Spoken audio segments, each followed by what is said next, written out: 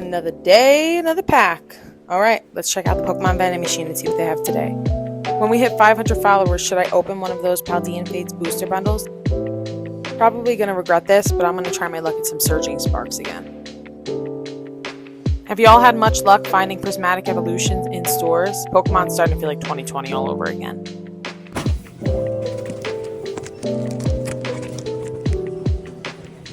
Now let's head home and see what's in here.